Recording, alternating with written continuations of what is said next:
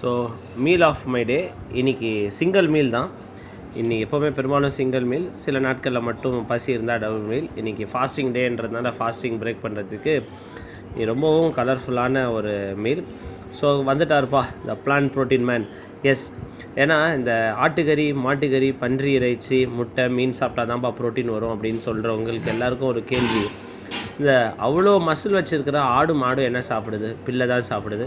அதுபோல் தான் இன்றைக்கி நம்ம இதை பார்க்குறது வாழை தண்டில் செய்யப்பட்ட ஒரு பொரியல், நூல்கோலில் செய்யப்பட்ட ஒரு கூட்டு, முளைக்கீரையில் செய்யப்பட்ட ஒரு கூட்டு, பீன்ஸ் பொரியல், பழைய சாதம், அதுக்கு கூட தொட்டுக்க வெங்காயமும் பச்சை மிளகாயும். ஆரோக்கியமாக சாப்பிடுவோம். நம் உணவுகள் தான் நம் உணர்வுகளாக மாறுகின்றன.